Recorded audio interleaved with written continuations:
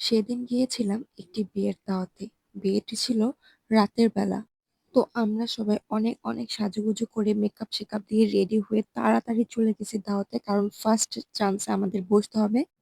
কারণ তাজবীর আপু বলছিল, "এই তোমরা অলওয়েজ লেট করো সাজুগুজু করতে, করতে। এবার কিন্তু একদমই লেট করা যাবে না। তাড়াতাড়ি চলো। একদম খেয়ে তাড়াতাড়ি চলে আসবো।" কারণ দাওয়াত তো মানুষ খাইতেই যায়, তাই না? তাই ফার্স্ট চান্সে যদি না বসতে পারি, পড়ে বসে কোনো লাভও নেই। তাই সেদিন তাড়াহুড়ো করে রেডি হয়ে একদম চলে গিয়েছিলাম ১ম। যদিও ফার্স্ট টেবলে বসতে পারিনি, তো কি হয়েছে? ১ম তো যেতে পেরেছি। তো এখানে আমরা সবাই একসাথে বসে পড়েছি। গিয়েই আমরা বলতেছিলাম যে, "চলো, চলো যেহেতু টেবিল খালি আমরা একসাথে বসে পড়ি। পরে আমরা একসাথে সেলফি-টেলফি তুলতে পারবো।" তাই সবাই একসাথে গোল টেবিলে পুরো ফ্যামিলি একসাথে বসে পড়ছি। আর এইখানে সবাই ঝগড়া করতেছিল। "এই আমাদের খাবার আসে না কেন? খাবার আসে না কেন?" এই যে আমার ননাসেরও অনেক মন খারাপ ছিল। খাবার কেন দিচ্ছে না? আমিও ভাবলাম একটু ঝগড়া করি। "এই খাবার দিচ্ছে না কেন? খাবার দিচ্ছে না কেন?" আসলে এরকম কোনো কিছুই হয়নি। একটু মজা করলাম সবার সাথে। সবাই সবার সাথে কথা বলতেছিল। তাই এরকম দেখাচ্ছিল। তো আমি ভাবলাম একটু ভিডিও করে নিই। যেহেতু খাবার আসতে একটু লেট করছে, সবাই মিলে একটু ভিডিও করি। এই তো আলো বলতেছিল, "মামি ভিডিও করে কোনো লাভ নেই। আসো যা আছে তাই খাওয়া শুরু করি।"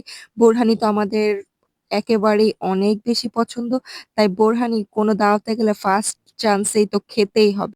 পোলাও রোস্ট খাওয়ার আগে ২-৩ গ্লাস যদি বোরহানি না খাই তাহলে তো দাওয়াত খেয়েছি এরকম মনেই হবে না। এরপর আমি অনেক সাজুগুজু করেছি। ভাবলাম একটু আপনাদের সবাইকে দেখাই রং-ঢং করে। এখানে আমি একটু ঢং-ছং করে ভিডিও করতেছিলাম। অনেক সুন্দর, সুন্দর কিছু পিকচার্স ও তুলেছি। আর এইখানে ভিডিও করার মধ্যে পিছনে কিছু ভাইয়ারা চলে আসছিল। আমি ভাবতেছিলাম, "এই ভাইয়া সরেন না কেন?"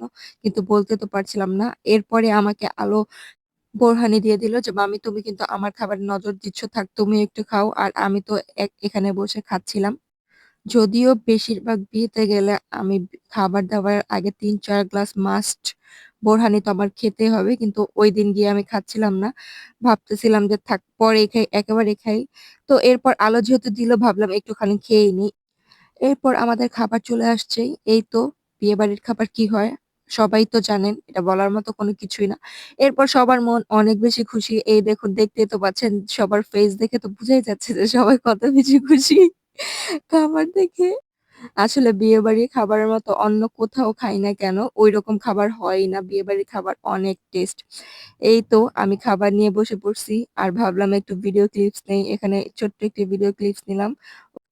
পোলাও রোস্ট, সবজি ছিল। আমাদের পুরান ঢাকায় তো পোলাও রোস্টের সাথে ফ্রাইও থাকে কিন্তু ওটা ছিল না। আর এই তো আমার টুকু পাখি এখানে বসে, বসে অন্য কোনো কিছু খাচ্ছিল না। ও বসে, বসে জর্দার ছোট, ছোট মিষ্টি থাকে ওগুলা খাচ্ছিল। মাশাআল্লাহ ছোট্ট মানুষ মাশাআল্লাহ বলতে ভুলবেন না।